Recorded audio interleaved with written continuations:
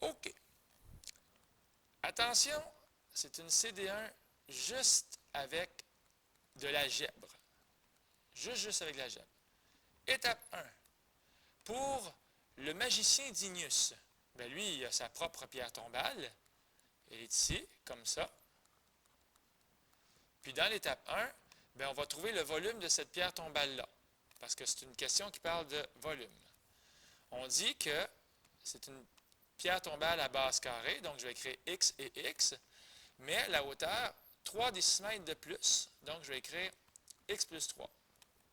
Et donc, le volume de cette pierre tombale-là, ça va être x fois x, donc x fois x, ça fait x au carré, fois x plus 3.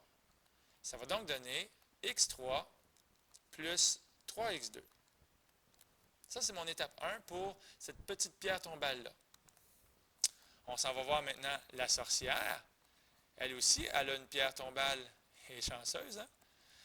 Mais elle, étape numéro 2, étape numéro 2, comme ça, bien, on dit que le volume de cette pierre tombale-là, c'est 4 décimètres cubes de moins que l'autre. Donc, c'est x3 plus 3x2 moins 4. Puis on dit aussi qu'elle a une hauteur 4 décimètres inférieure, donc c'est x plus 3 moins 4, ce qui va donc faire x moins 1. Parce que plus 3 moins 4, ça fait moins 1.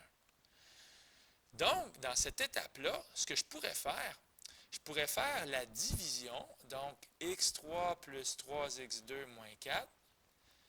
Je vais diviser comme ça, parce que si je fais le volume divisé par la hauteur, ça va me donner l'aire de la base.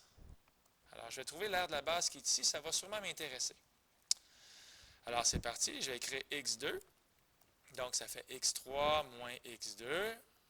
Lorsqu'on soustrait, il va rester 3x2 moins x2, ça fait donc 4x2.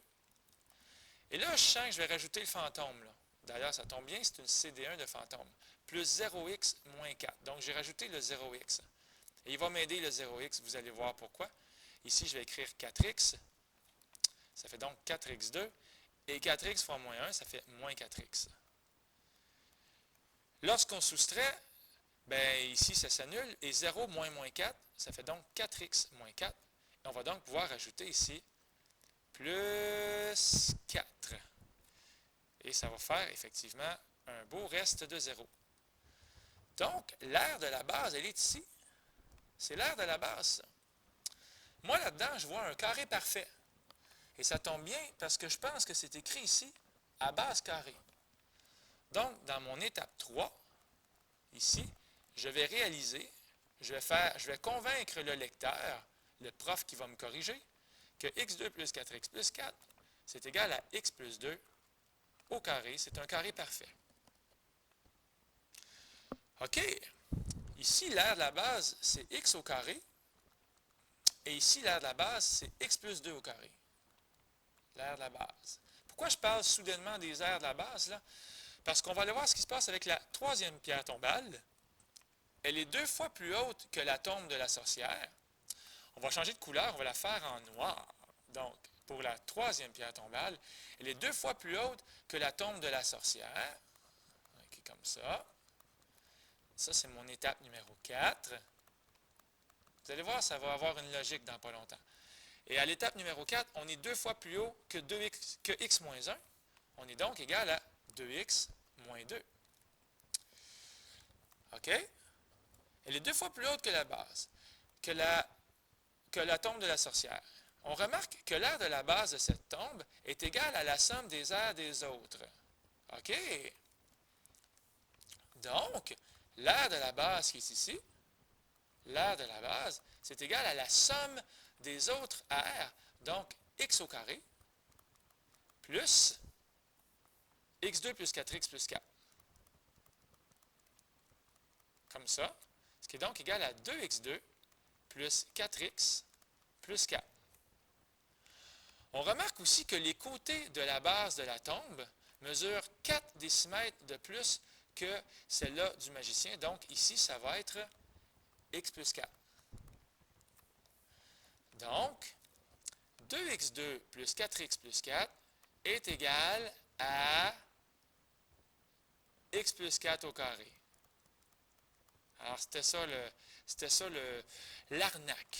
Alors, je répète, l'aire de la base, x2 plus 4x plus 4, donc 2x2 plus 4x plus 4, c'est égal au carré de x plus 4, parce que x plus 4, c'est la mesure qui est ici.